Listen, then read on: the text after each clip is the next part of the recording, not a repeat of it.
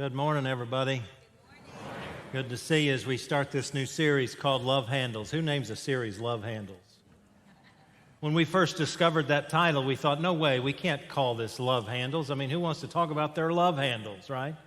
And then the more we talked about it, the more we thought about it, the more we prayed about it, the more we realized God's love really does handle a whole multitude of things that we need to be able to handle in our marriages. So I hope you'll focus more on the love and the way God handles that love than the love handles, that sit around us, right? Though I was never so thankful as, I don't know when the trend started, but maybe 5 or 6 years ago, that the dad bod came into being, I was grateful because then I could just keep gaining weight, and dad bods are, that's the way they work, and it's all good news, and everybody likes it. At least that's what I'm told. I don't know. But when I think about love handles and I think about dad bods, I often go back to my own father, who has been not with us for a little over 30 years now, but I often reflect on his lounge around clothes in the house. Did you ever have a father who lounged around the house in clothes of which you were a little embarrassed? My dad would lounge around the house. Mind you, my dad was about 350 pounds. He was a big boy. And he would lounge around the house in clothing that looked something like this: a white T-shirt, white or sometimes solid other color boxer shorts, men's hose, and Roper cowboy boots. This was his comfort clothing. This is what he would lie around the house with. And, oh, by the way, if you happen to be my friend, one of my other siblings' friends, one of the good neighbors, or any one of his work colleagues, and you took your own life in your hands when you knocked on the door, he would come to the door in those clothes. Because this is what he loved to lounge in. This is what he felt comfortable in. This is the way he lived his life. And I was forever embarrassed all of my childhood and all of my early adulthood. And then I found myself, sans the boots, wearing those clothes from time to time. Never answering the door, never responding to anybody, but that's just, it's funny how the clothes make the person, right? It's funny how sometimes we realize somehow we end up wearing clothes that we never necessarily intended to wear or didn't start out to wear. And the staff will tell you that if you come up here any given day, Monday through Friday, I'm going to be wearing a plaid shirt because that's what I wear. It's just kind of how I've come to grow into my adulthood clothing options. I don't know how I got there. I don't know why I am there, but sometimes we realize our clothes identify who we are. Our clothes kind of identify what we're going to do for the day, or our clothes identify how we're going to exist for the next hour or two, right? And we realize that some of our clothing is clearly inappropriate for certain things. Like, it would be weird to wear a ball gown or a full suit to mow the lawn in, right? We just wouldn't do that. We wouldn't wear overalls to a job interview unless maybe it was to a feed store or something, right? We wouldn't wear a parka to go swimming because it just doesn't make any sense, and we probably would drown if we wore a parka when we went swimming. We know that clothing identifies not only who we are sometimes, but it identifies what we're going to be doing, how it is we're going to be going about it, and sometimes people can see in us whatever it is we're wearing, right? It's a funny thing, that. And the Apostle Paul, who was a master of metaphors, uses this imagery to help identify for us how it is we're supposed to live as followers of Jesus. And the wisdom that Paul shares with us and all who read his letters is not specifically for marital love at all, just like 1 Corinthians 13, the love chapter, was not written for marriages, but it is applicable to marriages and can be applied to the ways in which we live our marital relationship. And so over the next several weeks, we're going to be in and out of Paul's letters, and we're going to be seeing how the wisdom he identified for the greater good for those who follow Jesus can also apply to marriages. And I would also then therefore say to us that even if we're not in a marriage now, whether we're divorced or we've never been married, or we find ourselves widowed, or we're in a different kind of stage of life, I would just say to us that while we're going to be focused on marriages and how it is Scripture can apply to those marriages, I hope you will agree by 3 weeks end that what we share can be applicable to many forms of relationships. But most specifically, we're going to share it as it relates to marital vows.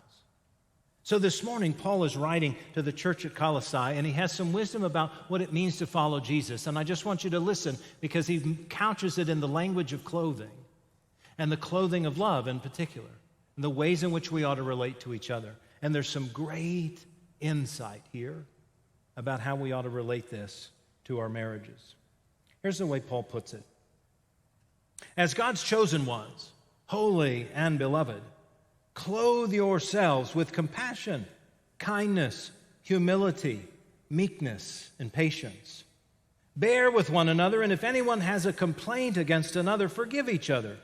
Just as the Lord has forgiven you, so you also must forgive. Above all, clothe yourselves with love, which binds everything together in perfect harmony. And let the peace of Christ rule in your hearts, to which indeed you were called to the one body. And be thankful. Let the word of Christ dwell in you richly. Teach and admonish one another in all wisdom, and with gratitude in your hearts. Sing psalms and hymns and spiritual songs to God. And whatever you do in word or deed, do everything in the name of the Lord Jesus, giving thanks to God the Father through him. So Paul lays out a great metaphor for us of this clothing that we ought to wear. And a part of what we realize very quickly is clothing not only identifies us, right? We are clothed. We're wearing winter clothes or summer clothes. It not only identifies us, but we also recognize that a part of the purpose of clothing is to help us know that it represents who we are as well. And in that representing, the clothing can be very purposeful and helpful in how it is we relate to other people.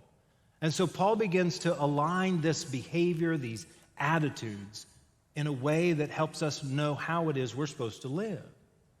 And I'm going to apply them to marriage because I think they're extremely applicable to marriage. And I think we have to recognize that no matter how wonderful our relationship is, no matter how deeply concerned and caring we are for our intended, for our beloved, for our partner, marriage, we know, both love and marriage, takes work.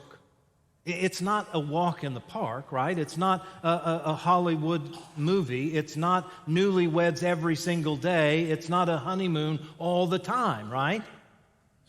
Marriage is a delight, is a gift, is a wonder. And it's a challenge, and it takes work, and it takes energy, and it takes effort. It's all of those things rolled up into one, right? And a part of what we need to own is that, therefore, I've got to kind of put some energy and effort into this. I've got to realize that there are the highs and the lows, there are the joys and the heartaches, there are the good times and there are the bad times. There's a reason why our vows say for better, for worse, right? Those in the room who've been married 30 years or more, raise your hand. Am I telling the truth? Thank you. Preach it, right? Yeah, right? And so this is not bad news. This is actually the good news. And a part of what Paul wants to reveal to us is this glorious gift that says, man, if you'll just kind of present yourself in these clothes and let those clothes kind of make you the person you ought to be, then let's make this work, right? And so Paul identifies what you and I might refer to as work clothes. These are the work clothes of love. These are the work clothes of marriage. And let me just pause by saying this work that we need to do, this energy and effort into which we need to put our time and effort into is well worth it. It's worth every effort. It's worth all the energy. It's worth all of the work. But the work clothes look something like this: kindness and compassion, meekness and humility and patience. That if we'll put those on, if we'll wear those purposefully, if we'll engage those things, man, it changes the relationship. And I hope we would also agree that you'll take note that all of those behaviors, compassion and kindness, meekness and humility and patience, they're all about the other, how I relate, right? I can't be kind to nobody.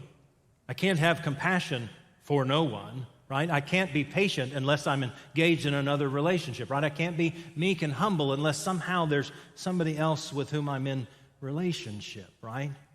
And so part of what Paul is saying is not only put these on, but engage them in very intentional ways so that they serve a powerful purpose. Most of all, Paul would say, the best work clothes of all are forgiveness and love. Those are biggies, right? Forgiveness covers a multitude of sins just like love does, and love and forgiveness kind of wrap all this together and they make it all worthwhile. And when we wear those well as the overcoat of our compassion and kindness, meekness and humility and patience, it makes it all worth it. And it makes it so purposeful and meaningful that it helps build the relationship, whether it's a foundation for an upcoming relationship or whether it's the roof over a long-standing relationship. This becomes critical. And so I believe, even though Paul is not speaking about marital love here, that we can realize that if these are our tools for marriage, they will help us claim the commitment that marriage needs and deserves. That they will be the things around which we will build all of this marital relationship for the good, for the long haul, for all the way home, right? That's our goal. It's clearly, I hope, all of our goals when we enter into this relationship and enter into these vows, whether at our wedding or otherwise, that we say, I want to do this. Through thick and thin, through good and bad, through highs and lows, let's make this work, right? So now we know those clothes. Now we realize what it is we need to put on and the ways in which we ought to engage those behaviors, right? Now I want to share some wisdom that is not mine at all, but I think helps apply what Paul is trying to address. So some of you may know this name. John Gottman and his wife Julie, several decades ago, began the Gottman Institute, Gottman, the Gottman Institute. And the Gottman Institute's entire purpose is to help married couples discover lifelong love. And they've developed 7 principles, and they wrote a book about it, literally called The 7 Principles of Making Marriage Work. I think we have a graphic of it up here. The 7 Principles of Making Marriage Work. It's a great book. It was written a few years ago, and I highly recommend this book. But they also started the Gottman Institute, and both the principles within this book and the principles of the Gottman Institute can predict to a 91 degree of accuracy, 91%. I want you to capture that percentage. To a 91 degree percent of accuracy, whether a marriage will last a lifetime or not. Is 91% good odds? It's very good, isn't it? 91%. And they encapsulate these 7 principles. I'm going to talk about 4 of them. I'm going to send you home with some additional resources that will list out the rest of the 7. But they kind of have a standard bearer or a primary indicator that says, man, if we can live well into this primary indicator, this is going to indicate whether or not you'll make it long term or not. And for some of us, we might think to ourselves, well, by golly, surely that's about communication, or surely it's about conflict resolution or intimacy, and there's all kinds of things I'm sure are going through your head right now that must be the primary indicator. And I'm going to suggest to you that almost all of you would be wrong. Because the primary indicator, while clearly a helpful thing, is not something that would be at the forefront of our minds when we think about it. And yet, once I reveal it to you, I hope you will discover it actually could make a pretty good difference. And it will be the foundation for all of the 7 principles that I'm going to lift up. Here's the primary indicator that the Gottman Institute has discovered for helping marriages last a lifetime. It is the way in which how positive we are with each other when times are good. Think about that just for a minute. How positive we are with one another when times are good. Now, we can all think about how we weren't positive when times were bad, right? We can all think about how we got it wrong when things weren't going well, but we don't often think about, well, how is it that we are positive when things are going good? How is it that we've done well with each other when things have been going well, right? And isn't that fascinating? Because I maintain that all of those clothing articles of which Paul spoke are about being positive with each other when times are good, offering kindness and compassion, being meek and humble, conveying patience and offering forgiveness, and certainly wrapping it all in love. Isn't that fascinating? That several centuries ago, some guy who was never married understood these principles to be helpful not only in how we engage other people, but specifically how we might engage our mate. and how it is that can make a difference in our marital relationship. How positive are we when times are good? Now, I want to talk about 4 of his 7 principles because we don't have time for all of them. We can go home to our air-conditioned homes in a quicker fashion, right? So the first principle is very simple. And it may seem so simple that you think to yourself, why would we even talk about it? But the first principle is simply this: know your mate. I hope you know their name, right? I hope you know where they came from. I hope you know some of their family. But what they really mean here is that you know what inspires them, that you know what makes them tick, that you know what engages their heart. In other words, that you know them.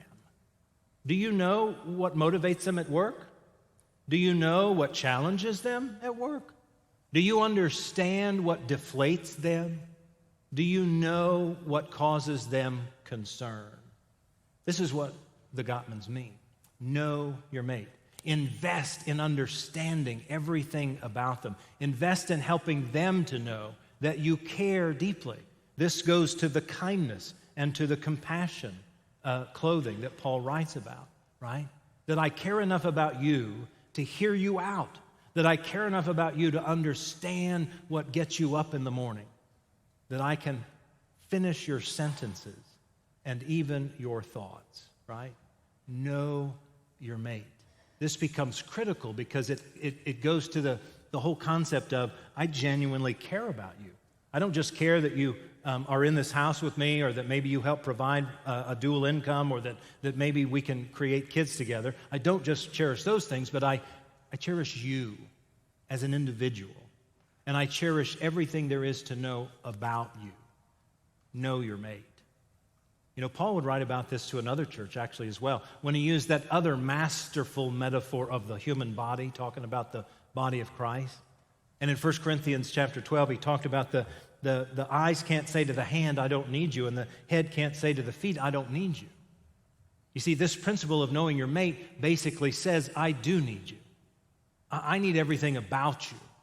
I need you in my life, and I need you to know that I need you. You see, it changes the whole dynamic. It's not just we coexist in a house. It's not just we have raised some kids together. It's that I cherish you. I cherish what makes you up, and I cherish the very essence of who you are. Now, he's not saying you have to do this 100% of the time, 24/7, 365, but he is saying, know and value your mate in such a way that you can finish their sentences or understand their thoughts. Know your mate. Second thing that Gottman talks about, second principle, is nurture a sense of fondness and admiration. In other words, nurture a sense that you really do cherish this person, that you really are fond of them, that you really do care for them. I don't know about you, but I'm really good about keeping score when things don't go well. Right? Yeah. I remember even just a few short months ago, I was keeping score in my head. Now, I never tell Kay the score because I'm not stupid, just not bright, right? So I keep score. You didn't do this, or you didn't make this happen, or this didn't go so well when you were taking care of it, right? And I keep score, right? I'm not going to ask for a show of hands, but my hunch is there's several of us that keep score in the room. And guess what keeping score does? It does not engender fondness. It does not engender a sense of affirmation, right? What it engenders is, I didn't really care for that. And more than I think about it, I don't really like this circumstance. Or even as far as I don't really like you, right? That's never helpful. So I have to call myself out and stop myself literally in my head. Stop it, Humbert. Stop doing that. Stop tracking that. Stop keeping record of that. Stop making that happen. And rather, remember when she did this? Remember how this worked out really well? Remember when we got to go see this? Engender a sense of fondness. Because guess what, friends? And again, if you've been married longer than, 3 weeks, you know that there's a time that comes when you think to yourself, why am I in this? And who is this person? And why did I do this, right? And anywhere in between, right? And so we need to have kind of a record of the rights. We need to have kind of a realization that I really do love this person, something in my back pocket. I started about a decade ago helping folks in premarital counseling with this one thing. I started at the end of the first session. After we've talked about our families and kind of how we came to be and what it is we cherish about each other, I say, so I'm gonna ask you to do one thing. I'm gonna ask you to think of 3 words only. They don't have to relate, but only 3 words. You don't get 4, you don't get 6, you only get 3 words. They can be completely independent, or they could form a phrase of 3 words. But I want you to think of 3 words of why it is you cherish this person. Why is it you're going to commit the rest of your life to this person? Why do you love them? 3 words, that's all you get. So I invite them to think and contemplate, and right there in the middle of the room, they come up with their 3 words. I have them write it down. I write it down as well. And I say to them, so here's the exercise. You've only finished half. The other part of the exercise is, look, it's just 3 words, right? We can all remember 3 words. We can all put 3 words to memory. And so the next time, whether it's next week or next month or 10 years from now, you think to yourself, I don't really like this person. I don't really like what you did, or I don't even know why I'm in this relationship. You think of your 3 words because you will have put them to memory. And you can reflect on the way in which you do actually love this person. You are fond of this person. You actually are engendered in a relationship with this person. See, this is about compassion and kindness. And I would say even humility to a certain degree, the way in which we cherish one another. Paul would write about this to the church at Rome as well when he talked about love in chapter 12. I love the way the New Living Translation puts it in Romans chapter 12. It says, don't pretend to love people. Don't pretend. Actually love people. Hate what's wrong. Hold fast to what is true, right? Love each other with genuine and mutual affection. In other words, work towards this. Work on this and make it real and make it true. This is the gift of fondness and the gift of affirmation. Because we don't have to think about this long, but we realize the more I like of someone, the more I like that someone, right? And the more I nitpick someone or the more I look at the bad, the less I care for that person. So why not do the former rather than the latter? Nurture a sense of fondness and affirmation. The third thing that Gottman says is that we need to turn towards our mate. Much like the first one, I know that sounds silly, right? Well, I see them every day. I'm with them every day. I turn towards them.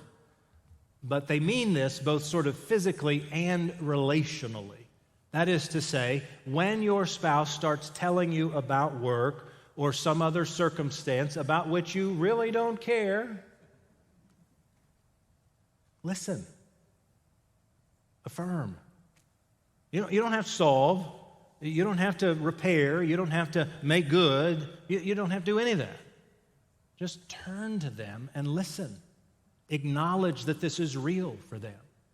Remember a couple weeks ago I talked about what Kay and I learned several years ago in premarital counseling as well, that always ask for what you want and say how you feel. This is a moment to turn toward your spouse and say, or at least respond, I hear you. I'm trying to understand.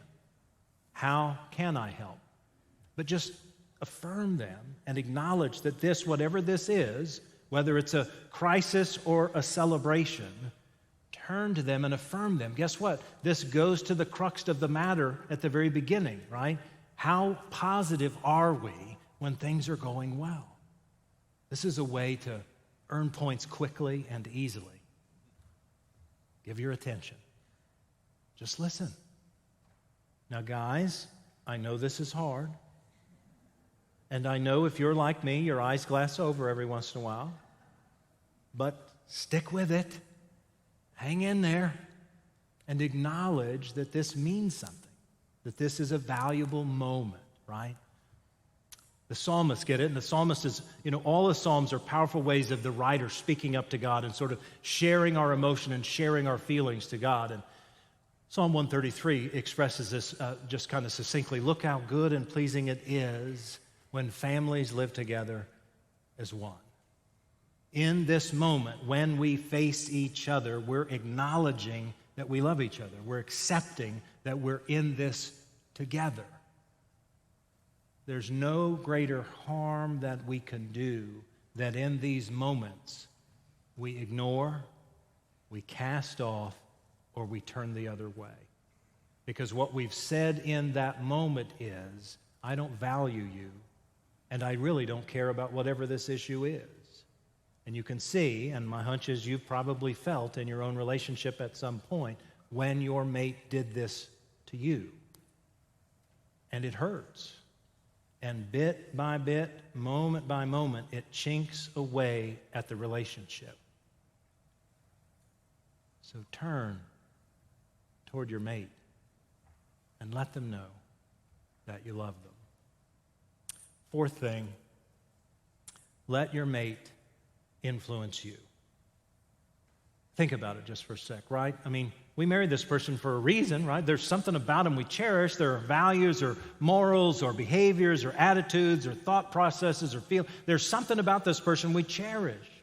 Let that rub off on us. Let that become a part of who we are. Let that sink in. You've heard me say I'm not a very patient person. I learned this from the man who wore white T-shirts and boxer shorts. I'm not a patient man. Kay is. And I've learned over the years to allow her patience to bleed over on me, to influence me, to help me because I need help. Our spouses can do the same if we'll be open to it. This is the clothing of meekness and humility. This is the clothing that acknowledges that you might actually have something for me, and it might actually benefit us together. And let's receive it, right? This is a gift if we'll allow them to help grow our souls and our hearts. You know, the Proverbs writer understood this. You know this proverb. It's Proverbs 27. Just as iron sharpens iron, so people can improve each other. Let's let the iron sharpen the iron, right? So, friends, there are 3 other principles. I'm going to tell you where you can find them in the TMUMC app, in the digital bulletin that you can open up literally right now or when you go home. The 7 principles are there. Or in the TMUMC app, in the Huddle Guide, which some of you use and some of you don't, but in the Huddle Guide, there's a PDF, and it has all of the 7 of these principles, and I highly recommend them. I certainly recommend the book. I recommend the Gottman Institute. There's great wisdom there, and I happen to believe they've taken this wisdom from Paul and Jesus for the ways in which we can be better lovers of God and each other. Imagine how God's love has handled us throughout our years if we only began to apply that same love to the one that we love, our mates. And what it would look like if we allowed God's love to sort of handle us in such a way that we have that joy and we have that elation and we have that opportunity to give it away. I love the way Paul put it in that love chapter, 1 Corinthians 13. In verse 7, he said it this simple way. You know, love handles all things. Love is patient. Love is kind. Love endures, and it hopes all things. This is what love handles. And I don't know about you, but it gives me great joy to know that love can handle my heartaches and my disappointments and my despair, and love can handle my celebrations and my joys, and love can handle our feelings and our emotions and our vulnerabilities and all of our relationships. I'm so grateful that God's love got a hold of me and has a hold of you and wants to handle all of your marriage. All of your marriage.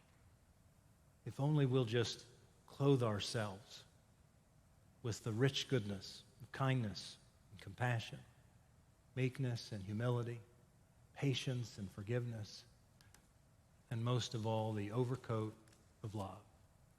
May it be yours and ours collectively in the days that lie ahead. Will you pray with me? Holy and loving God, thank you that you do grab hold of us and that in loving, gracious ways you help us to not only experience that love, but to share it. So God, I pray in the days that lie ahead, we would apply these principles, that we would discover this wardrobe, and that we would wear it well every day that we possibly can. God, this is our prayer, and we lift it in the name of Jesus, whom we know to be the Christ. Amen.